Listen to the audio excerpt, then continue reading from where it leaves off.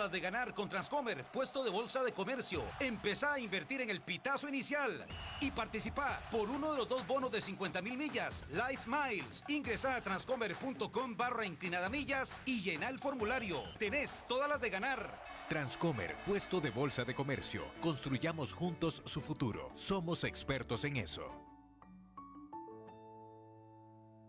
Transcomer, puesto de bolsa de comercio, presenta A las 5 con Alberto Padilla.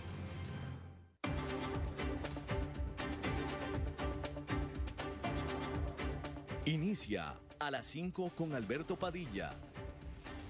Un programa diseñado con el objetivo de llevarte diariamente un tema de actualidad, acompañado siempre de reconocidos editorialistas. De lunes a viernes a las 5 de la tarde por CRC 89.1 Radio. A las 5 con Alberto Padilla. Hola, ¿qué tal? Saludos, bienvenidos a esta emisión de A las 5 con su servidor Alberto Padilla. Muchísimas gracias por estarnos acompañando. Gracias por estar ahí. Le mando cálidos saludos desde la señal y las instalaciones de CRC 89.1 Radio en San José, Costa Rica, desde donde estamos transmitiendo hasta el punto, en el tiempo, en el espacio en el que usted nos esté escuchando, porque estamos saliendo en diferentes vías simultáneamente, por ejemplo en Facebook Live, en la página de este programa. Estamos disponibles en el canal de YouTube de este programa.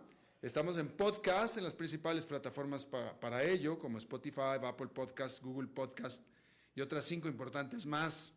Aquí en Costa Rica, este programa que sale en vivo en este momento a las 5 de la tarde se repite todos los días a las 10 de la noche aquí en CRC 89.1 Radio.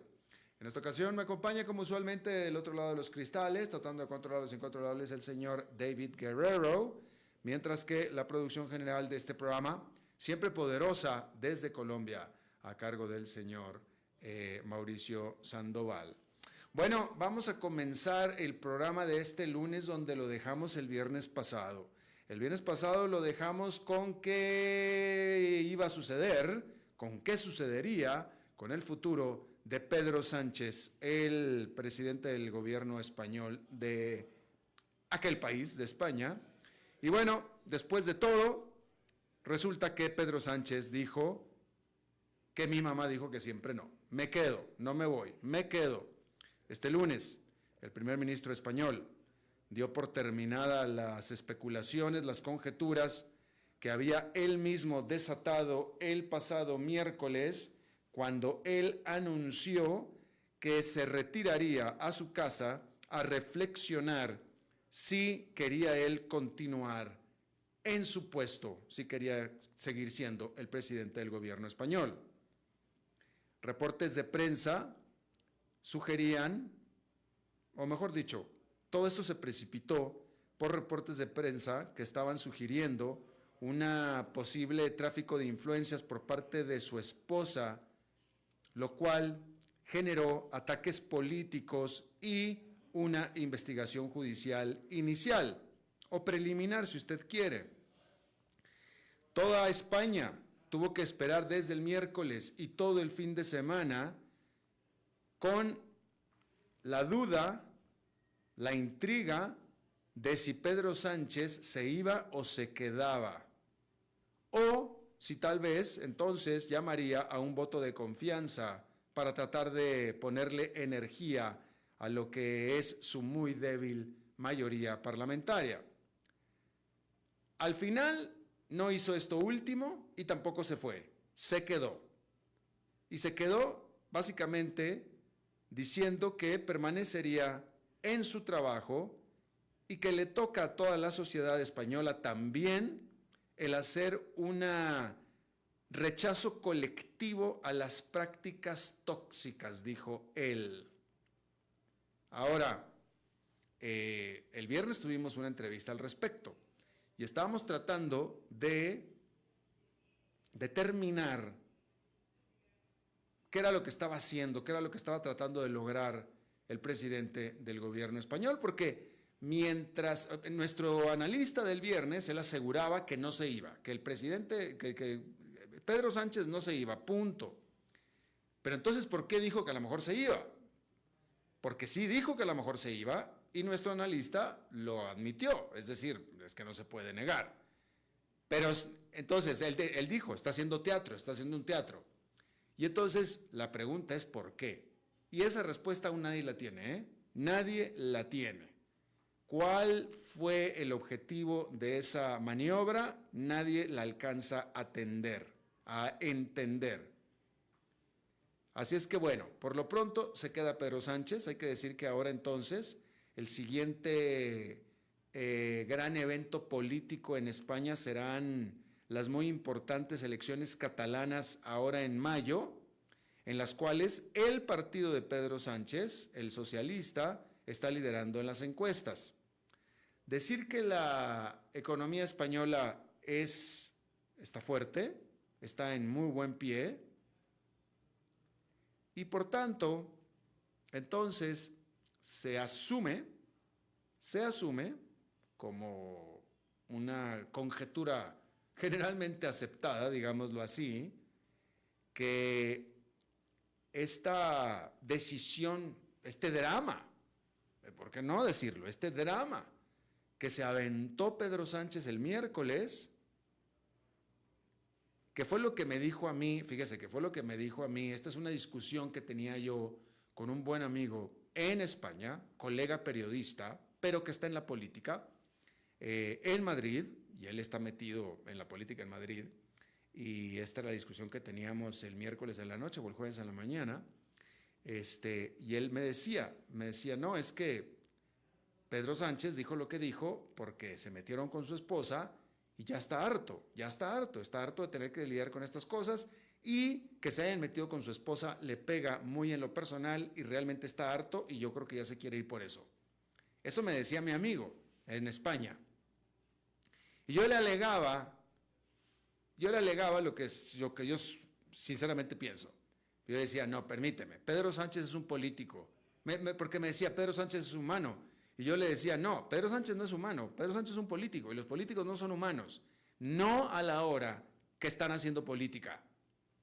No a la hora que están haciendo política.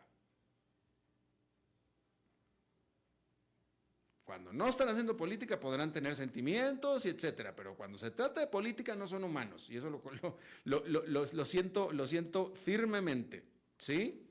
Pero me decía mi amigo, político periodista, él decía, no, es que realmente es humano y ya está harto y etcétera, ¿no? Y bueno, eso fue muy pronto después de que dio esas declaraciones Pedro Sánchez. Ahora esta nota que estoy leyendo yo, este análisis que estoy leyendo, que es de The Economist, este medio británico, está mencionando, porque realmente nadie sabe exactamente qué fue lo que pasó, pero en este caso The Economist está sugiriendo que probablemente, efectivamente, lo dijo el miércoles de manera personal porque estaba ya harto y ahora que se metieran encima con su esposa. Y bueno, ahí tiene usted eso. Cambiando de tema, hay que decir que el secretario de Estado estadounidense Anthony Blinken urgió a Hamás a aceptar la propuesta de cese al fuego que está presentando Israel. Su contraparte británico, David Cameron, dijo que una tregua de 40 días estaba sobre la mesa. De acuerdo a lo que está informando la agencia Reuters, el acuerdo involucraría la liberación de 40 rehenes israelí en manos de Hamás, a cambio de liberar palestinos que están en la cárcel en Israel.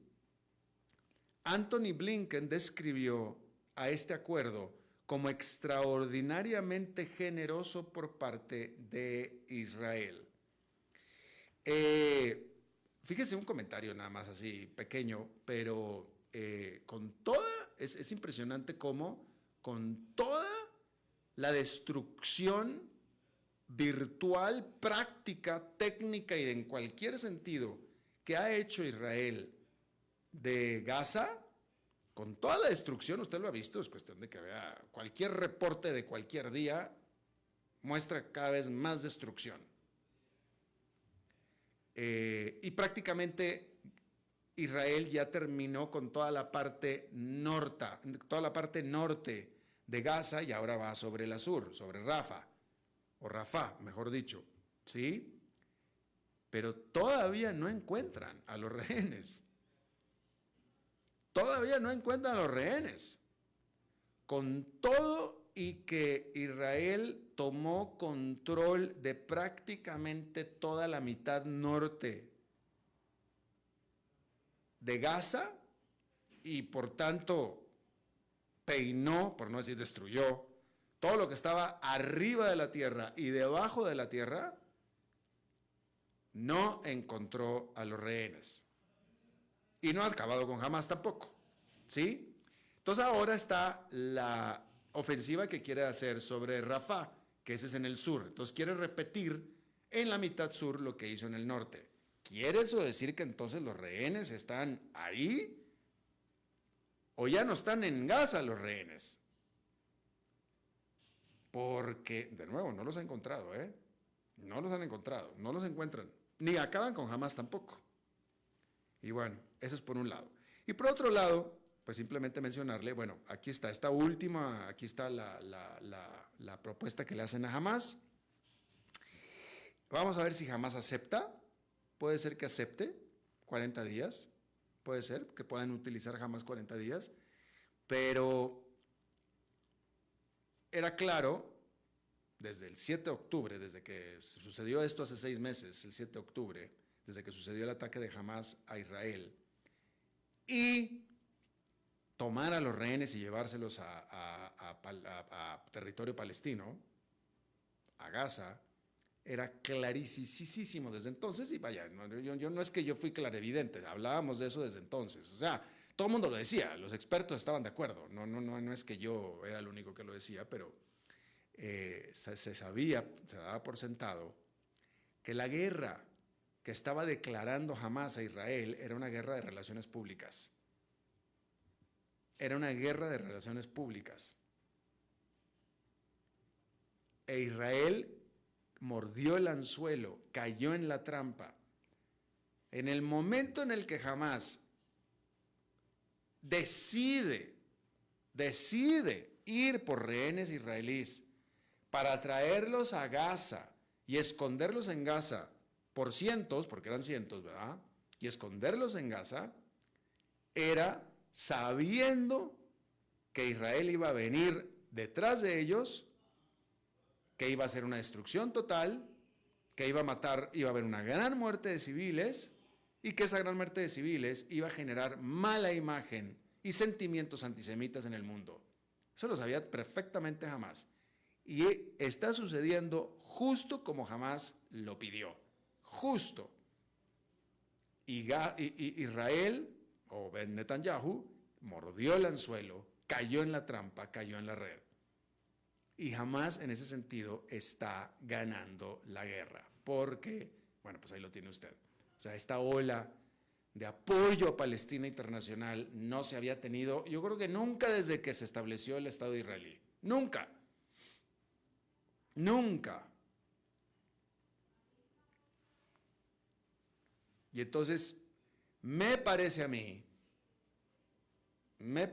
que Israel debió haberla pensado, Netanyahu debió haberla pensado mejor antes de hacer esta decisión de ir por los rehenes militarmente, masivamente, de la manera que lo está haciendo, que aparentemente en un principio, no sé ahora, pero en un principio fue bastante popular dentro de Israel y probablemente todavía lo sea, puesto que los israelíes quieren que vayan por sus rehenes, ¿va? Pero a nivel mundial está siendo sumamente costoso y en detrimento de Israel, sumamente.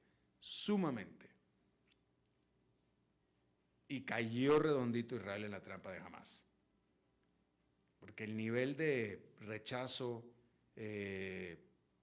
descrédito, mala imagen y bueno, todo tipo de sentimientos negativos que está generando Israel son absolutamente masivos. Y ahora resulta que las víctimas son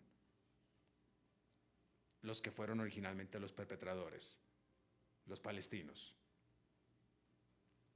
Y de nuevo, me parece a mí que Netanyahu debió haber sido más estratégico, geopolíticamente hablando. Pero bueno, obviamente va a haber mucho más que hablar de todo este asunto en lo que resta de este año y mucho más adelante todavía.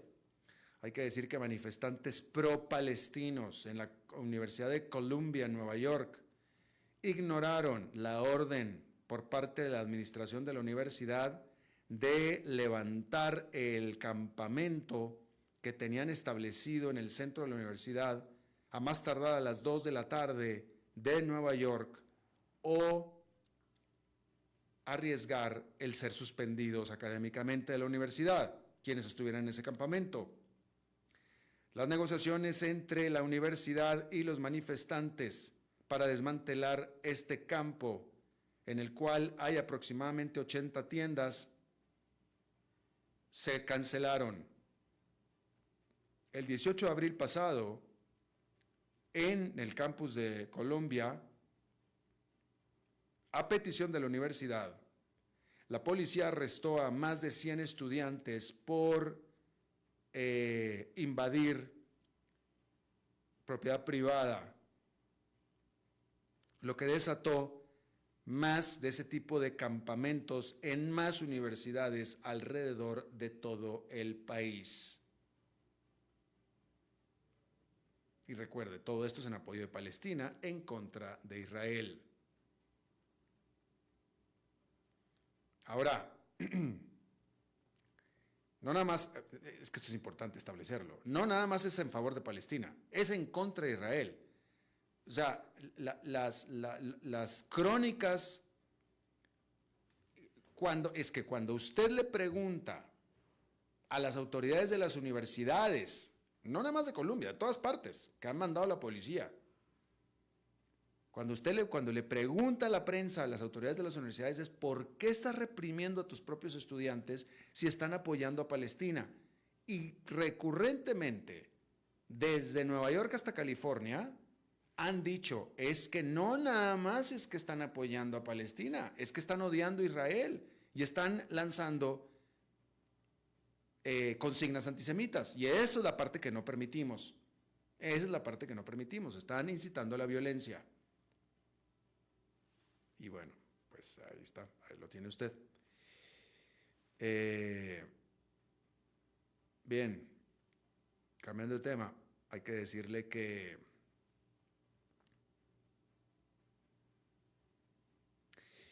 ministros de energía representando a los países del G7, que es este club de las 7 democracias más ricas del mundo, según reportes, alcanzaron un acuerdo para dejar de usar plantas generadoras de electricidad a carbón para el año 2035, o sea, en 10 años prácticamente. Los ministros se reunieron en Italia para discutir los objetivos climáticos y por supuesto que fueron recibidos en Italia por manifestantes. La producción de carbón debe caer por más de 2/3 sobre este periodo, o mejor dicho, antes de que termine esta misma década, para estar en línea con los objetivos globales.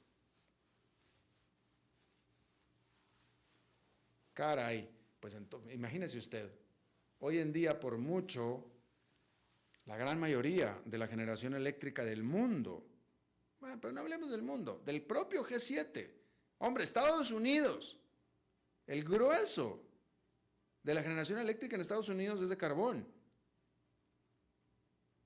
Es de carbón.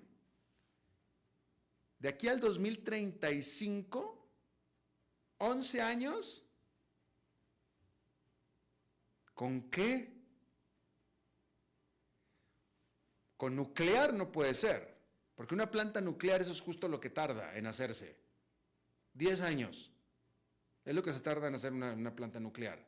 Entonces, con nuclear no va a ser. Entonces, ¿con qué? ¿Con sol? ¿Con viento? ¿Sustituir toda la energía que producen con carbón? Yo creo que lo que van a tener que hacer es poner plantas a diésel. Es muy difícil, es muy difícil. Francia, Alemania estaban mucho más avanzados. Europa estaba mucho más avanzado en la generación nuclear que Estados Unidos. Japón acaba de cerrar la planta de Fukuyama. Vaya, lo que estoy tratando de decir es que la cantidad de capacidad que hay que instalar eólica y solar de aquí a 11 años para poder sustituir lo que están generando las plantas de carbón es impresionante. Y a mí no me queda claro. A mí me parece demasiado soñador. Yo no estoy diciendo ni siquiera ambicioso, soñador este objetivo. Pero bueno, supongo que tendremos alguna entrevista al respecto, pero parece un sueño guajiro, francamente.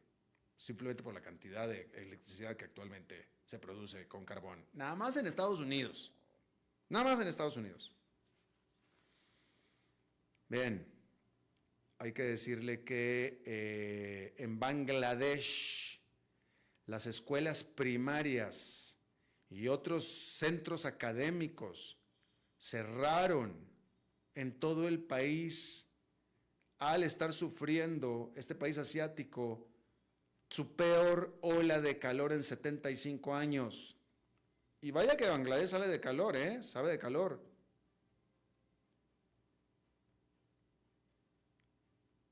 Algunas escuelas abrieron en domingo, este domingo, después de cierres que se dieron durante la semana pasada para tratar de recuperar días. Temperaturas extremas han sido registradas casi todos los días de este mes y han alcanzado 43 grados centígrados este lunes. Y se trata del segundo año consecutivo que Bangladesh tiene que cerrar escuelas por las olas de calor. Y lo mismo aquí en Costa Rica, no he seguido las cifras oficiales, pero este verano en Costa Rica, yo llevo aquí 6 años básicamente de tiempo completo, 6 años, y en 6 años yo nunca había sentido tanto calor por tanto tiempo. Muchísimo calor por mucho tiempo. Bueno, ahí lo tiene usted. Bueno, el fiscal público de París dijo que el actor francés conocido Gérard Depardieu será juzgado más tarde este año por presunto asalto sexual a 2 mujeres. Los fiscales dicen que estos incidentes se realizaron durante la filmación de la película Les Volets Verts en septiembre del 2021. Adicionalmente a estos cargos y estas ofensas, Gérald Depardieu está bajo investigación por presunta violación que cometió en contra de la actriz Charlotte Arnault.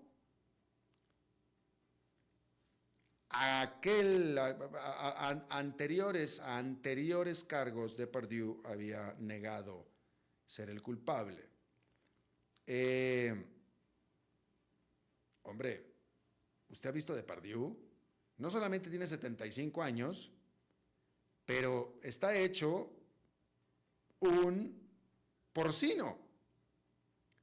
O sea, bueno, eso no quiere decir que no pueda hacer daño sexual, ¿no? Pero, y que sea libidinoso y que pueda ser ofensivo definitivamente, pero por lo demás, pero en fin, pues ya lo apañaron a Gérald Depardieu.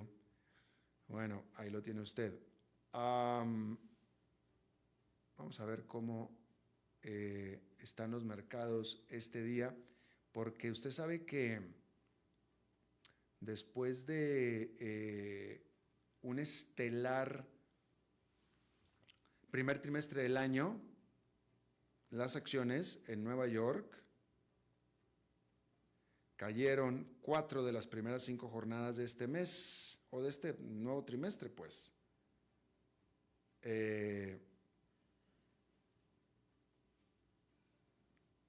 quise decir que cayeron 3 de las pasadas 4 semanas, quedaron en territorio negativo 3 de las pasadas 4 semanas.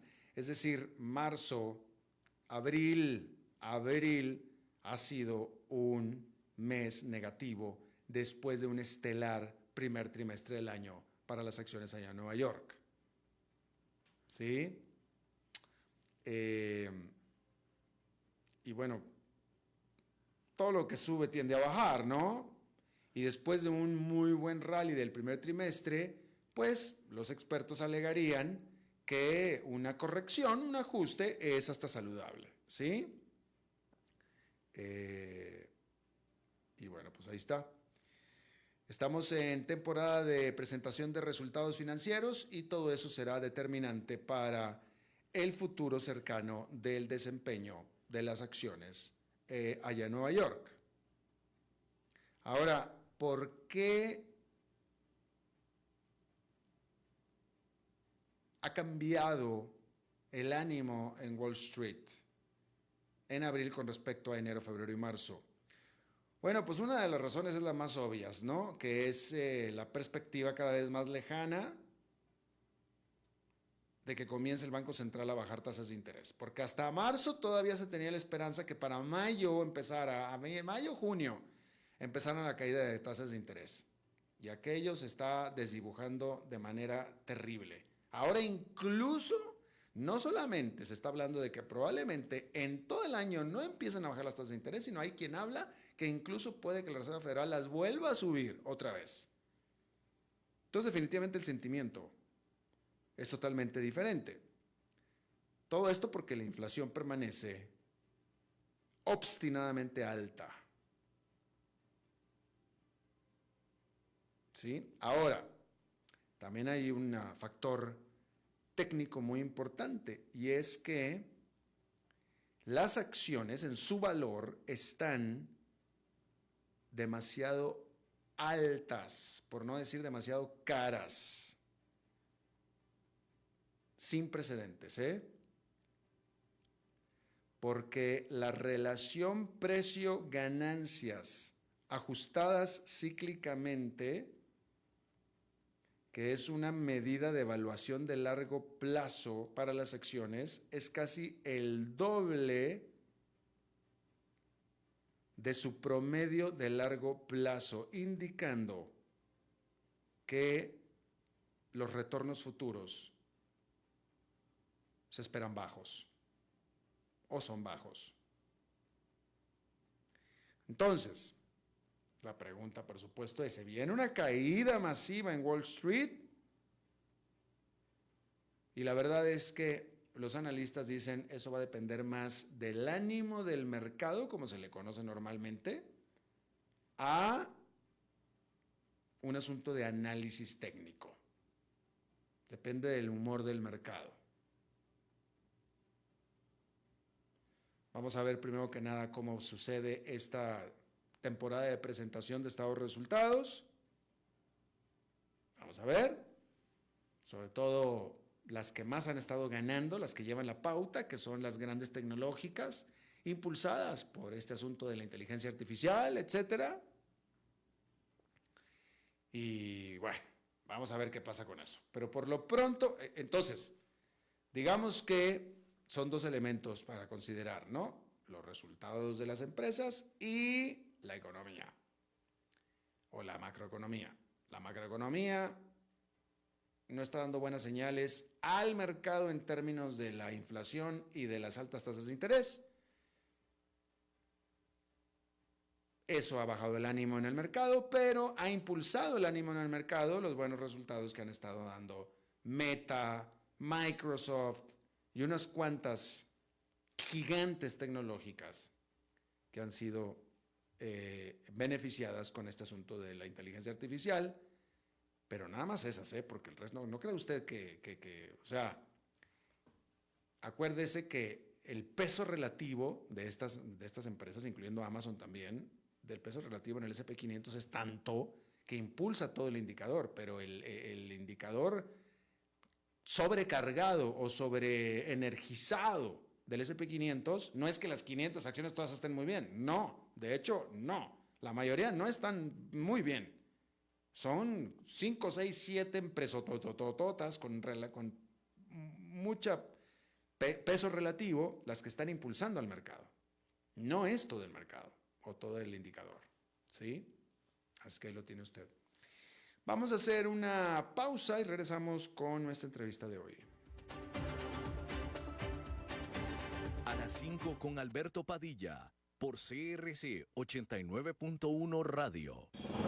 Tenés todas las de ganar con Transcomer, puesto de bolsa de comercio. Empezá a invertir en el pitazo inicial y participá por uno de los 2 bonos de 50,000 millas, Life Miles. Ingresá a transcomer.com/inclinada-millas y llená el formulario. Tenés todas las de ganar. Transcomer, puesto de bolsa de comercio. Construyamos juntos su futuro. Somos expertos en eso.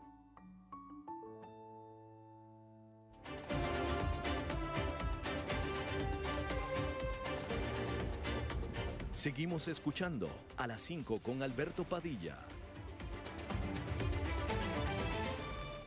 Muchísimas gracias por continuar con nosotros. Antes de pasar a la entrevista, déjeme nada más le doy esta pequeña nota, que es de la semana pasada y no quiero que pase más tiempo. Déjeme decirle que la producción de vino en todo el mundo cayó por casi 10% durante el 2023, de acuerdo al último reporte de la Organización Internacional del Vino, de la uva y el vino. Este grupo de la industria, obviamente, responsabiliza de este desempeño a eventos climáticos adversos, incluyendo clima extremo y enfermedades de hongos en los plantíos de vino.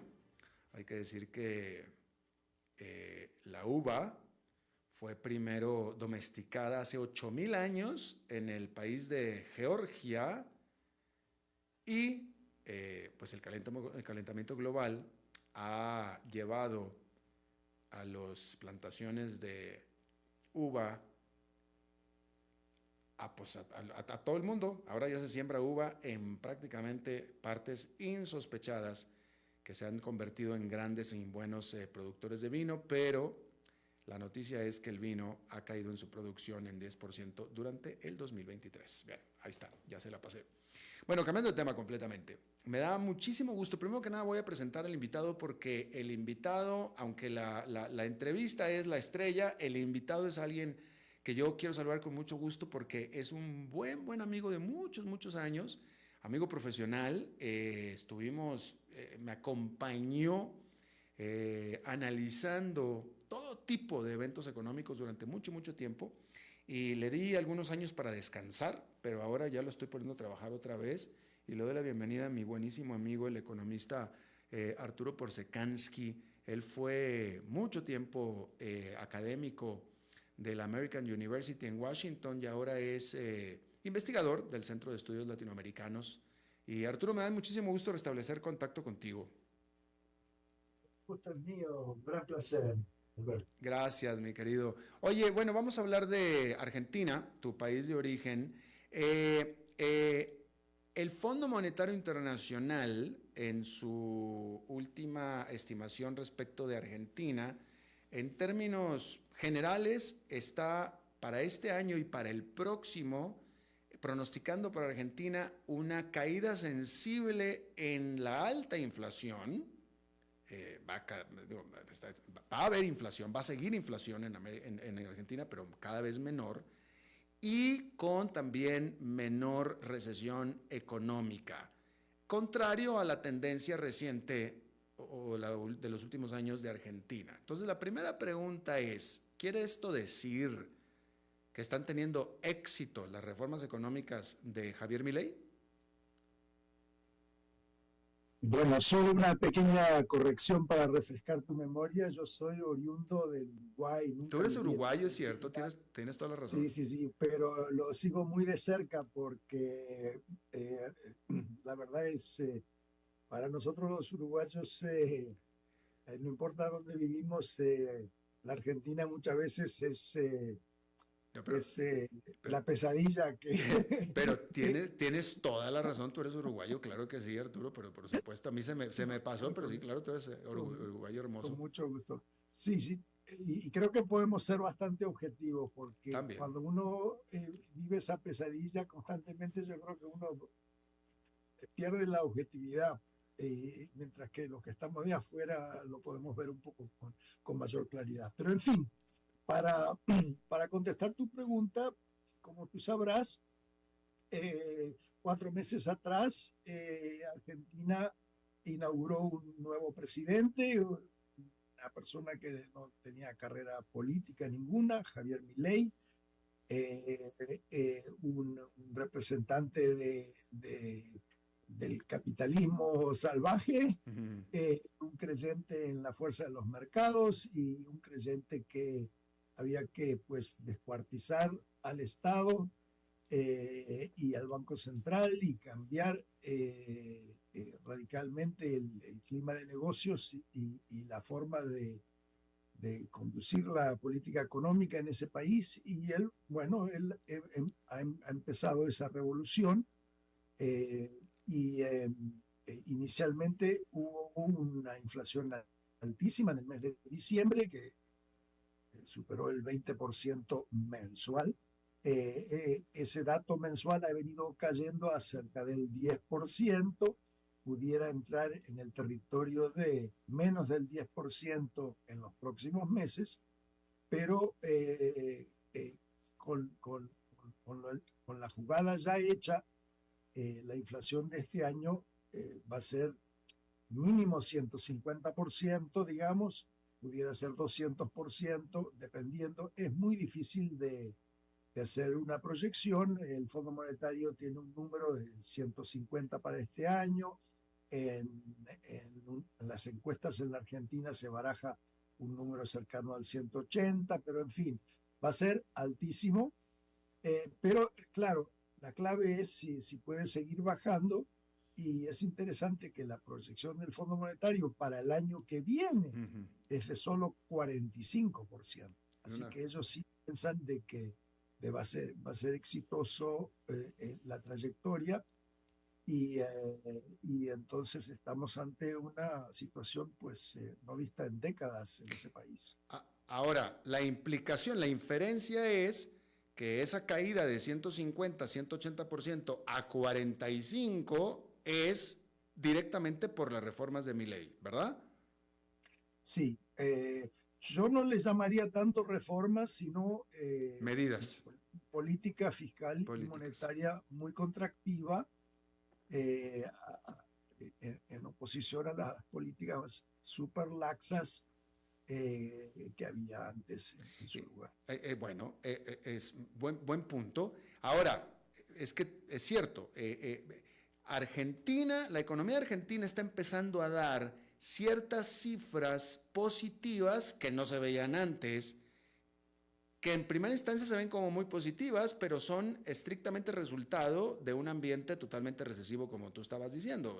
Ahora el gobierno está presentando superávit fiscal, porque no está dando plata, etcétera. Pero la pregunta es si el riesgo país ha disminuido, pero la pregunta es si estas cifras que se están dando, que muestran un claroscuro, muestran una recesión muy severa, pero también cifras positivas, son lo adecuado y lo correcto para lograr estabilizar y poner en el futuro en la senda del crecimiento y la recuperación a la economía argentina. Yo diría que hay dos tipos de cosas que tienen que suceder para realmente cambiar la trayectoria de ese país, que ha sido una de poco crecimiento, poco ninguno crecimiento económico, aumento de la pobreza y una carrera hiperinflacionaria. Una es efectivamente lidiar con las raíces fiscales y monetarias del problema inflacionario. Eso es lo que se está empezando a hacer ahora. Lo que falta hacer es mejorar el clima de negocios y el clima de inversión en la Argentina, para que de la recesión presente eventualmente haya una recuperación que vaya incluso más allá, ¿no?, de la planta baja en la cual la economía se encontraba hace un par de años. Y para eso todavía falta toda una serie de reformas en el mercado laboral, en el clima de negocios, en el Poder Judicial, en el Poder Ejecutivo, en fin, toda una serie de reformas estructurales, como se las llaman, que en cuanto a eso todavía el kilometraje está en cero. Ahora, esta es tal vez una pregunta más de política, pero ¿puede Milei, porque hasta ahora Milei no ha conseguido el apoyo del Congreso para hacer grandes reformas, ahora sí, a la economía de Argentina, necesita el apoyo del Congreso. ¿Puede, sin el Congreso, a puras medidas de política fiscal y con ayuda del Banco Central, monetaria, etcétera, cambiar el rumbo del país Milei solo? No, claro que no, no es una dictadura, él no es un todopoderoso. La buena noticia es que hoy, justamente hoy, el Parlamento está tratando una ley ómnibus que incluye más de 200 medidas.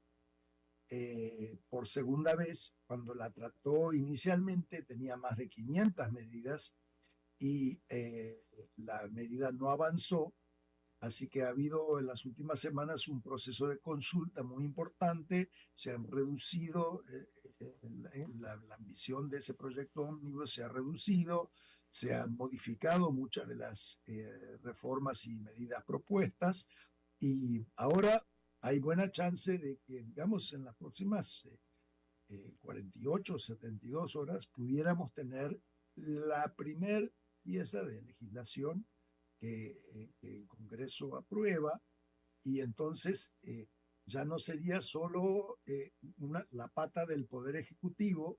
Es decir, el Poder Ejecutivo lo que ha podido hacer temporalmente, aunque sea por decreto, lo ha hecho, pero digo, es una democracia y hay muchas cosas, por ejemplo, impuestos y todo eso leyes laborales, etcétera, que hay que hacerlo a través del Congreso, y por fin pareciera de que pues esa segunda pata pudiera empezar en los próximos días. Claro. Ahora, Arturo, tú con todos estos años que llevas observando la economía argentina, tú como economista, yo también, pero yo como periodista, me parece a mí, y que no es menor, pero por eso te lo presento para ver si tú estás de acuerdo, en que Milei tiene por fin hoy algo que nadie tuvo, al menos desde la crisis del año 2009 o 1999 de Argentina, que es el apoyo popular. Por primera vez,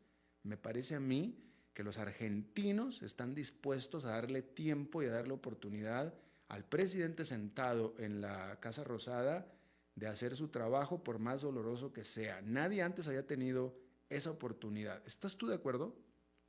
Sí, efectivamente, eso es lo bueno. Mientras que Javier Milei, creo, tiene muy buenas ideas para atacar los problemas del país, y no tiene el apoyo suficiente en el Senado o en la Cámara Baja, por lo menos tiene el apoyo popular. Y han salido encuestas incluso hoy que demuestran de que pese a que los últimos 4 meses han sido durísimos para el bolsillo de las personas, y él todavía tiene el mismo grado de apoyo, y cuando se le pregunta a la gente si piensan de que el futuro va a ser mejor, que las medidas que se están por tomar van a dar resultado, etcétera, en general la gente tiene una visión optimista del asunto.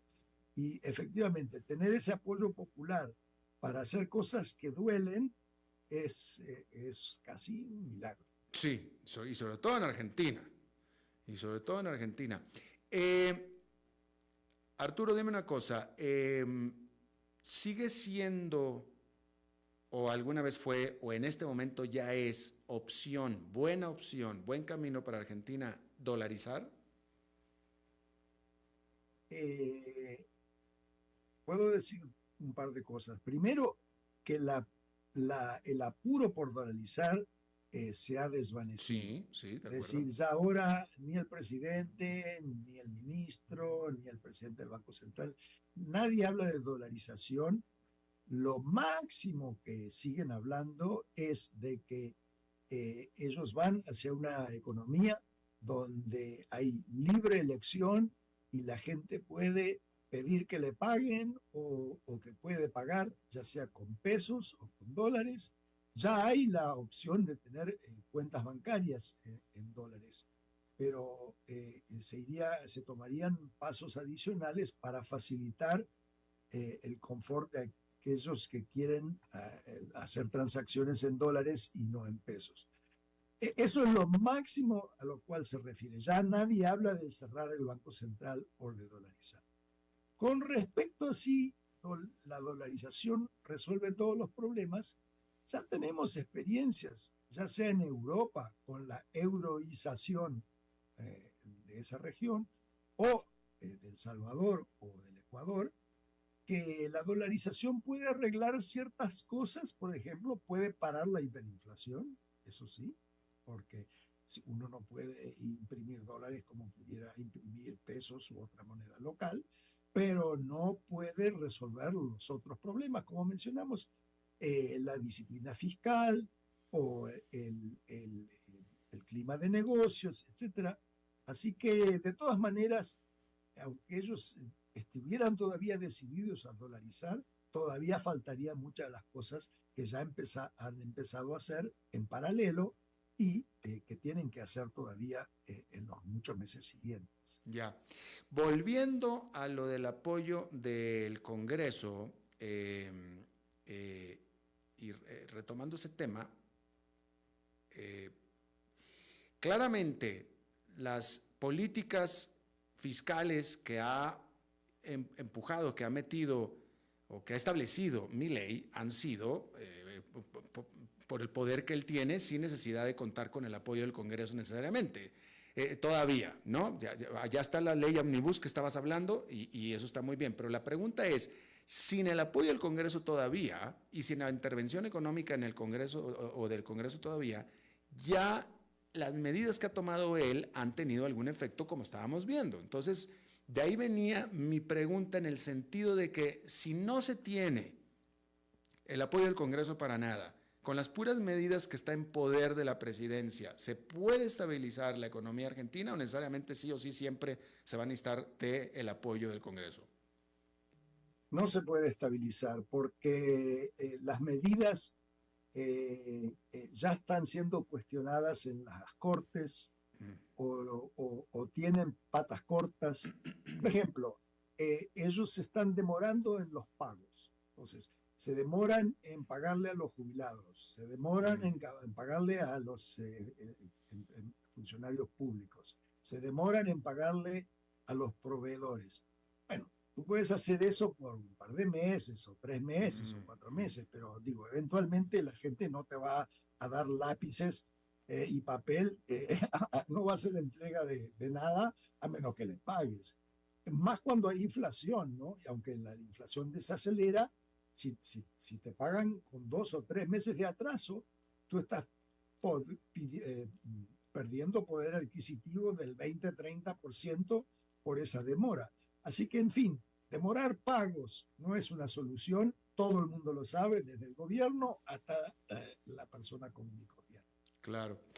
Arturo Prosecansky, economista basado en Nueva York, te agradezco muchísimo tu buena disposición a charlar con nosotros, Arturo, me da mucho gusto saludarte de nuevo.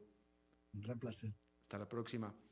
Está ahí ya, y nos vamos directito, ¿no? Vamos a cerrar el programa hablando de bienes raíces con nuestro experto en la materia, Eugenio Díaz. ¿Qué tal, Eugenio? ¿Cómo estás? Alberto, muy buenas tardes. Saludos a ti y a todo tu auditorio. Igual. Gracias, Alberto. El día de hoy les quiero hablar, así como hemos hablado en programas pasados de otros países. El día de hoy toca el tema de México, Alberto, y espero que les guste a nuestra audiencia. ¿Cómo están los bienes raíces actualmente en México? Recuerden que hemos hablado de Venezuela, naturalmente muchas semanas de Costa Rica. ¿Y cómo está México? Seguiremos con otros países de América Latina con el fin de darnos cuenta comparativamente cómo estamos acá en el país. Bueno, pues les digo que al igual que en Costa Rica, en el país mexicano, existe muy buena condición en los bienes inmuebles actualmente. ¿Y a qué me refiero con esto? Bueno, pues que hay suficiente demanda para hacerle frente a la oferta que hay en un país tan grande. Sin embargo, al ser precisamente un país con muchos estados, México tiene mucha diferencia de un estado a otro, de una provincia a otra. ¿Y por qué digo esto? Porque no podemos hablar de México como un todo a nivel inmobiliario, Alberto y señores radioescuchas. Lo que sucede en México, y voy a referirme específicamente al tema de la Ciudad de México, es que está pasando algo totalmente inesperado. Que México había tenido siempre el tema del comercio, se desarrollaba mucho. Hoy en día no se ha desarrollado tanto, pero sí a nivel habitacional. Una ciudad tan grande con casi 30 millones de habitantes, es increíble que se siga construyendo tanta vivienda, tantos edificios de apartamentos y que la gente siga queriendo vivir ahí. Así es que técnicamente las cifras nos dicen al día de hoy que en la Ciudad de México el 70% de las operaciones inmobiliarias son de casas de habitación o apartamentos, es decir, lugares de vivienda. Y el otro 30% está dividido entre comercio, oficinas y otros giros. Y teniendo el nivel industrial solamente el 3% de las operaciones de compraventa actualmente en la Ciudad de México. ¿Qué sucede en otros estados de la República Mexicana? Bueno, pues los típicos estados donde tienen las playas más turísticas, sigue habiendo como siempre, y creo que lo seguirá habiendo, pues un movimiento estratosférico en cuanto a los bienes raíces. ¿Por qué? Porque al igual que las bonitas playas que tiene Costa Rica y que llega un montón de extranjeros a comprar acá, lo mismo pasa en todos ese tipo de paraísos de playa y de mar que existen en los diferentes países. Así es que las playas de México, muy movido el tema inmobiliario. Pero hay un estado que destaca entre los demás actualmente, y es el estado de Yucatán, estimado Alberto. La ciudad de Mérida que ha venido creciendo de una manera, de verdad, ¿qué les puedo decir? Insuperable, una manera increíble, porque la ciudad de Mérida, un metro cuadrado de terreno que se compraba en X cantidad de pesos mexicanos o dólares, hoy en día puede valer hasta 5 o 10 veces más. ¿Qué está pasando? Volteó el mercado nacional e internacional a esa ciudad. Los desarrolladores inmobiliarios voltearon a verlo, y al ser una ciudad tan bonita, pues bueno, ha llegado el gran interés del mercado internacional. Así es que Mérida es un estado, estimados radioescuchas, en México, que hay que voltear a ver, que hay que tenerlo en mente y hay que tenerlo en cuenta, porque está creciendo cada vez más. No dudo que alguna persona costarricense quiera hacer una inversión en el extranjero, y esa es una ciudad donde pudiera voltear a ver. Mérida, Yucatán, México. Así es que esa es la condición actual en los bienes raíces, en los bienes inmuebles allá en el país mexicano, y espero sirva también esto, estimado Alberto, para darnos cuenta de cómo estamos en América Latina. Espero les haya gustado este comentario. Oye, Eugenio, pero una pregunta, al que quiera invertir en bienes raíces en el extranjero, ir a comprar un bien raíz directamente, una casa o un comercio, ¿es la única manera? No, para ir a invertir No entendió la pregunta. No, te pregunto, o sea, ¿la única manera es ir a comprar directamente una casa, un departamento, o hay algún instrumento financiero ligado directamente con bienes raíces? O maneras más indirectas, no propiamente directas. En México, cualquier extranjero puede comprar una propiedad, así lo dice la Constitución mexicana, excepto terrenos que estén cerca o pegados a las playas. Esto se restringe hasta ciertos kilómetros despegado de las playas. Es decir, un extranjero no puede comprar una propiedad de playa. Y muchos de ustedes preguntarán, Alberto, ¿pero cómo? Si yo he visto que en México hay muchas casas de extranjeros en la playa. Es que lo hacen, pero siempre le encuentra la forma el ser humano a la ley. Así es que lo compran por medio de un fideicomiso y con eso cumplen la ley y además tienen asegurado su patrimonio. Ya. ¿Tu programa de radio? El programa de radio que tengo el gusto de conducir cada sábado por esta misma estación, Club Inmobiliario Radio. Los invito, Alberto, a ti y a todo tu auditorio a escucharnos los sábados de 1 a 2 de la tarde, donde hablamos de temas inmobiliarios, tanto nacionales como internacionales. Los espero cada sábado, Alberto. Gracias, Eugenio, por tu segmento de todos los lunes. Con mucho gusto, saludos a todo el auditorio y que tengan una excelente semana. Gracias, hasta la próxima. Bueno, eso es todo lo que tenemos por esta emisión de A las 5 con su servidor Alberto Padilla. Muchísimas gracias por habernos acompañado. Espero que termine su día en buena nota, en buen tono, y nosotros nos reencontramos en 23 horas. Que la pase muy bien.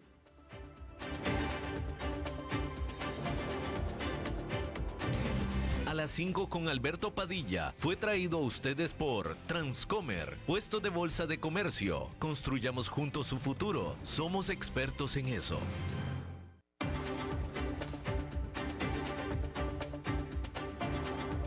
Concluye A las 5 con Alberto Padilla.